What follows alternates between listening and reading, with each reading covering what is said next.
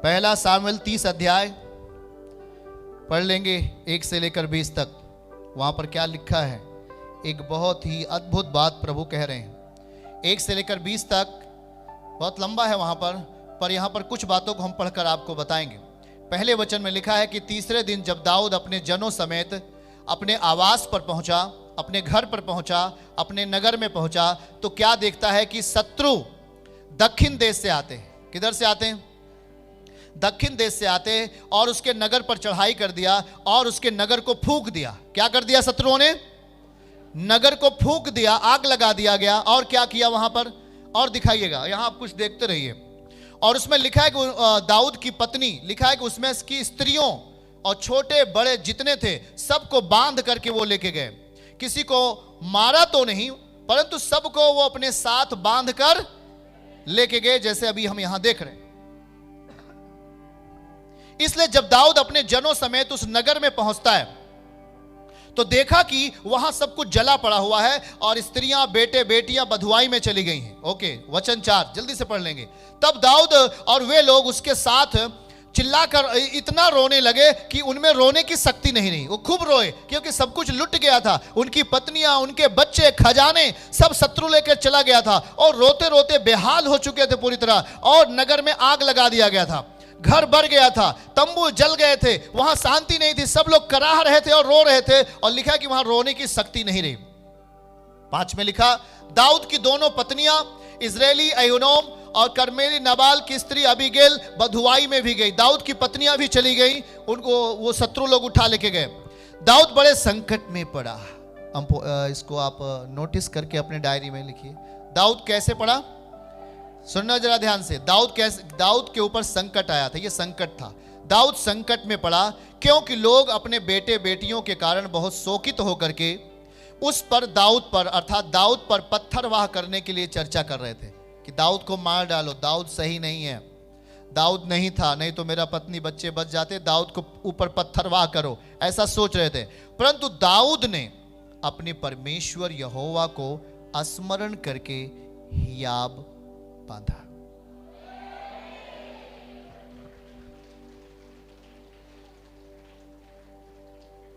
कितने लोग बात को समझ पा रहे हैं? पत्नी, बच्चे और साथ में काम करने वाले, उनकी पत्नियां, बच्चे चले गए, तंबू जला दिए गए, सोने चांदी सब उठा लेके गए। तब दाऊद क्या किया? यहां पर दाऊद दुखी था। 6 आयत, 6वीं आयत को अगर हम पढ़ें तो वहां पर दाऊद क्या था? संकट में पड़ा। यहां दाऊद क्या हुआ? पड़ोसी को बोलो, दाऊद संकट में था। बैठाओ इस मां को जो खड़ी है। दाऊद क्या था? देखिए, कुछ लोग हमारे बीच में ऐसे भी होते हैं जो वचन न सुनते हैं न किसी को सुनने देते हैं। ऐसे लोगों को बगल वाले शांति से बैठा दिया करो। अगर आपको जीवन चाहिए, अभी गवाही सुनने के बाद भी दिमाग काम नहीं कर रहा आप लोगों का, तो समझ लो ध्यान से। दाऊद संकट में पड़ा, और वो भी बड़े संकट में। क्या छोटे संकट था ये? बड़े संकट में पड़ा क्योंकि लोग अपने बेटे बेटियों के कारण बहुत शोकित होकर दाऊद पर पत्थरवाह करना चाहते थे और चर्चा कर रहे थे कि पत्थरवाह करेंगे। परंतु दाऊद, अंडरलाइन बाइबल के वो नीचे आप नोटबुक में लिखिए, परंतु दाऊद उस बड़े संकट में, बोलिए परंतु दाऊद उस बड़े संकट में, क्या लिखा है? बड़ा संकट। क्या लिखा है प्रियजन? बड़े संकट में अपने परमेश्वर यहोवा को याद करके हिम्मत बांधा।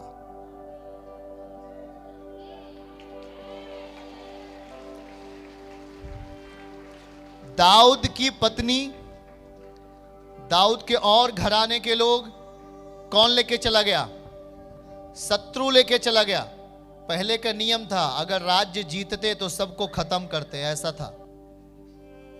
लोग रो पीट रहे हैं, आंसू नहीं निकल, आंसू खत्म हो गए आंखों से, इतना रो रहे थे। दाऊद बड़े संकट में था। संकट बड़ा था, पर वो किसका सहारा लिया? दाऊद पड़ोसी को बोलो, किसका सहारा लिया? दाऊद के ऊपर बड़ा संकट आ गया, पर वो किसका सहारा लिया? हाँ, वो लिखा है परमेश्वर को स्मरण किया। क्या है उसको स्मरण करना? योनातन दाऊद के पास क्या लेकर गया? हाँ? वचन, मतलब वचन को स्मरण कराया। देख लिखा है लाजर जिंदा हुआ, देख लिखा है कुबड़ी स्त्री चंगी हो गई, देख लिखा है कोड़ी चंगा हो गया, देख लिखा है बीमार चंगा हो गया। ये वचन आपके पास आता है, वचन से ढाढ़स बांधा। कौन? दाऊद। और हे परमेश्वर, तू वही परमेश्वर है जो इजरायलियों को मिस्र देश से 400 साल के बाद छुड़ा लिया। वही परमेश्वर है जो समुंदर को याद कर रहा है। रो रहा था पर याद कर रहा था। किस चीज को याद कर रहा था? वो अपने आप को घायल नहीं किया, मेरी पत्नी, मेरे बच्चे। वो अपने आप को घायल नहीं कर रहा था, पर वो फोकस दे रहा है। किस बात पर फोकस दिया? परमेश्वर पर। क्योंकि केवल परमेश्वर ही है जो दाऊद को फिर से सारी चीजें वापस कर सकता है। सुनना जरा, क्या दाऊद ने साहस छोड़ दिया? संकट हमारे साहस को चुराने आता है। ध्यान से कान खोल के सुनना। संकट हमारे साहस को, संकट हमारे संपत्ति को चुराने आता है। पर जो संकट आ रहा है, संकट तो आया, पर उस बड़े संकट में क्या लिखा है? बड़े संकट में, उस बड़े संकट में दाऊद ने किसको स्मरण किया? तेजी से बोलिए। परमेश्वर के वचन को, यीशु के वचन को क्या किया? मेरे प्रभु, मेरी मां हॉस्पिटल में है, उसको ऐसा दुख हुआ है करके प्रभु तेरे सामने है, उसको एक रोग हो गया, परंतु मैं साहस नहीं छोड़ता, क्योंकि परमेश्वर तू बीमारों पर हाथ रखेगा ऐसा लिखा है, और वो चंगे हो जाएंगे ऐसा लिखा है प्रभु। और मैं विश्वास करता हूं ये बीमार व्यक्ति चंगा हो जाएगा। आप वचन से क्या कर रहे हैं? अपने अंदर हिम्मत ला रहे हैं, और उसी वचन को अपनी बीमार मां के ऊपर, बीमार भाई के ऊपर वचन बोल रहे हो। इसलिए कभी भी कोई व्यक्ति जब बीमार होता है, जब संकट में पड़ता है, तो उनके सामने ऐसे व्यक्ति को मत बैठने दो जो तमाम ऐसी बातें करके और बीमार कर दे। ऐसे लोगों को मत बैठाओ, क्योंकि जब आप परमेश्वर के वचन की चर्चा करोगे, जब प्रभु के वचन की बात करोगे, तो जो बीमार होगा, अगर वो सही मन का आदमी है, अगर वो वचन को स्वीकार कर रहा है, तो अगले ही दिन से उसके स्वास्थ्य में सुधार आना शुरू हो जाएगा। और आप कहोगे भैया दवाइयाँ तो वह डेली खाते रहे, पर कुछ फर्क नहीं पड़ता था, लेकिन जब से आप आए और हम इसके लिए प्रार्थना कर दिया, तब से वही दवाई एक दिन में एक खुराक खाए, ठीक हो गए। और आज 1 साल से खा रहे हैं, कुछ नहीं हुआ। ताली बजाओ ऐसे चमत्कारों के लिए। प्रभु काम करता है। बड़े संकट में था, और दाऊद ने उस बड़े संकट में क्या अपने माथे को पीटा? क्या वो अपने आप को घायल किया? बाइबल कहती है उसने किसको स्मरण किया? क्या आप उसे स्मरण करेंगे आज से? ऑनलाइन जितने लोग स्मरण करोगे आज से? हम उस बड़े संकट में भी परमेश्वर को क्या करते हैं? स्मरण करके हियाब बांधा, वहां पर बल आया। और फिर आखिर में जाइए 19 वचन को देखिए, और इस हिम्मत को लेकर के दाऊद अपने 600 लोगों को, कितने लोगों को? 600 लोगों को लेकर के, जवानों को लेकर के शत्रुओं से लड़ने के लिए मैदान में जाता है। वहां पर उनका पीछा करता है, पर 400-600 में 200 लोगों को बैठा देता है, क्योंकि 200 आर्मी के जवान उनके थक गए थे, उनको जोर नहीं था, उनके शरीरों में बल नहीं था। तो दाऊद ने कहा भैया आप तुम लोग यहीं पर जंगल में बैठ जाओ, और ये लीजिए ढाल, तलवार, ये यहाँ का कपड़ा, गट्ठर, सब आप इसको देखते रहना। हम लोग जब जीत के आएंगे तब तक यहीं बैठे रहना, आप लोग आराम करो। तो 400 केवल गए। कितने गए? 400 केवल जो उसकी पत्नी को, बच्चों को कैप्चर करके लेके जा रहे थे, उनका पीछा किया दाऊद। और जब पीछा करता है तो 19 आयत में लिखा है, वरन क्या छोटे क्या बड़े, क्या बेटे क्या बेटियां, क्या लूट का माल, सब कुछ जो शत्रु लेके गए थे उसमें से कोई वस्तु ना रही जो उसको ना मिली हो, क्योंकि दाऊद सब का सब लौटा लाया। आमीन। आपका बड़ा तो खोया हुआ चीज वापस आ रहा है। खोया हुआ चीज वापस आ रहा है यीशु के नाम से।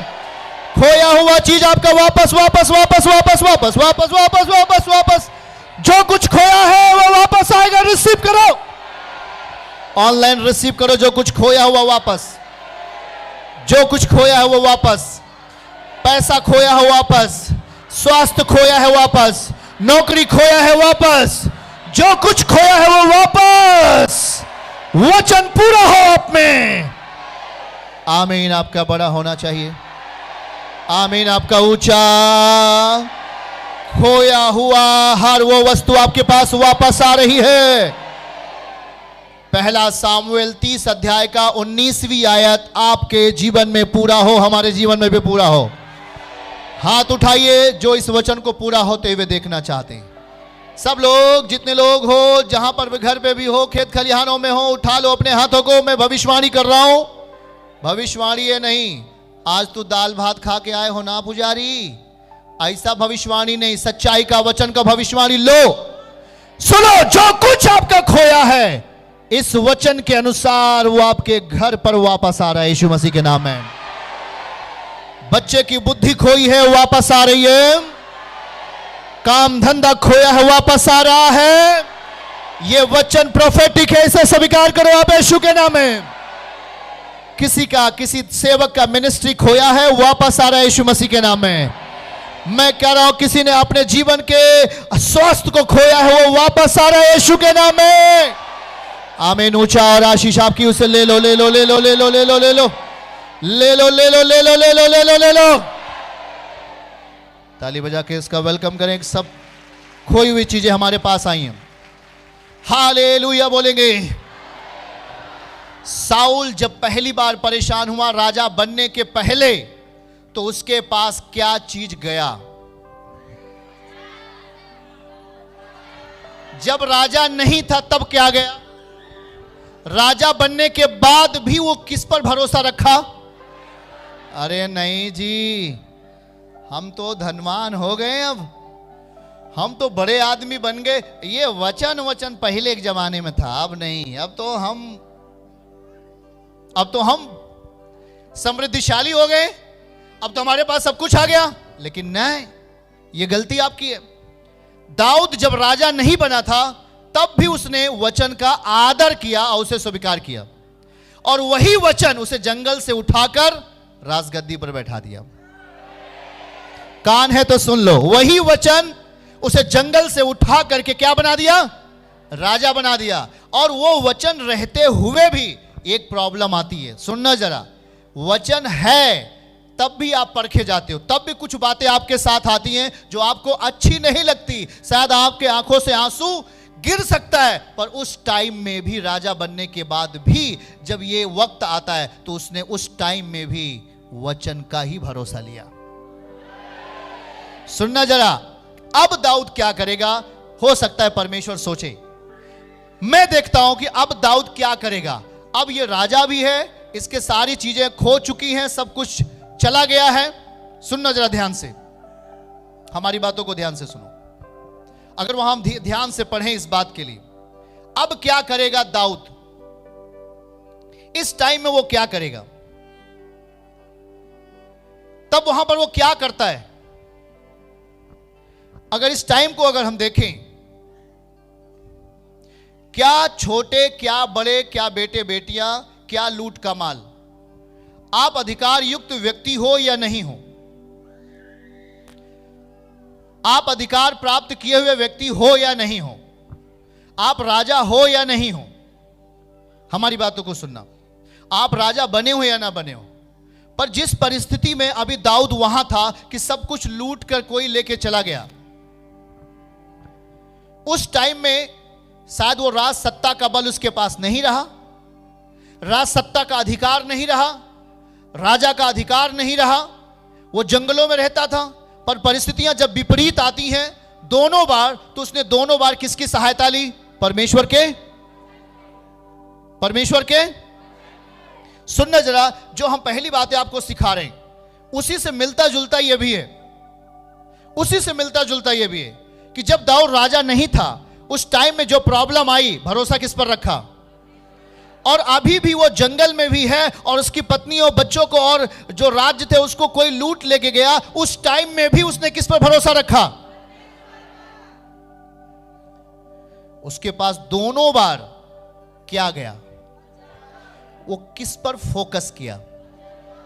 आज आप विश्वासी हो, किसी को बुखार आ गया, जुकाम हो गई, किसी को कोई संकट आ गया तो झट से पाला बदलने में देर नहीं होती।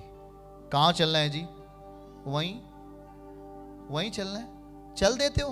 अरे कभी इस वचन को याद तो कर लिया करो। आपका परमेश्वर अगर दाऊद स्पिरिचुअल है, आत्मिक है, फिर भी उसके जीवन में जो परेशानियां आ रही हैं, जो दिक्कतें आ रही हैं, क्या उन दिक्कतों में उसने परमेश्वर की निंदा की? खुदावन है जो वचन में अभी हमने रिसीव किया, यही वचन मैं कह रहा हूं, बहुत सारे लोग जो यहां बैठे गवाही के साथ आएंगे।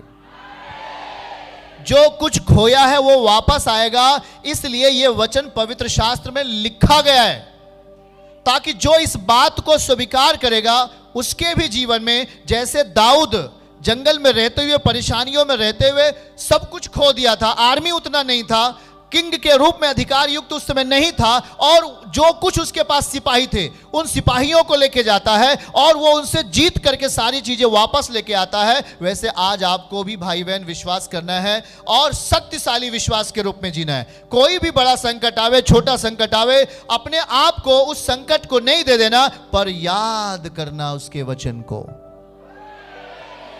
चाहे घुटने पे बल के होके याद करना, चाहे आप किसी कोने में जाके प्रार्थना पूर्वक याद करना, चाहे बाइबल उठा के याद करना, चाहे संदेश को सुन करके याद करना, पर याद करना उसको। जब याद करोगे तो प्रभु कहेगा तू मेरा बेटा है, तू मेरा पुत्र है। क्योंकि संकट के समय दाऊद कहता है, भजन 120 अध्याय वचन 1, भजन 20 अध्याय वचन 1, भजन 50 अध्याय वचन 15, वो कहता है संकट के समय, भजन 138 अध्याय वचन 4, 3 और 4, जब तू मुझे बुलाएगा, जब तू मुझे पुकारेगा, मैं तेरी पुकार सुनकर तुझे संकट से बचा लूंगा। आमीन कहिएगा। चर्च की सभी प्रार्थनाओं को और परमेश्वर के दास के द्वारा टीचिंग सुनने के लिए और अपडेट्स को जानने के लिए हमारे इस चैनल को सब्सक्राइब करें और साथ में बेल आइकन को दबाएं, ताकि जब भी लाइव प्रार्थना हो तो सबसे पहले आप देख सकें।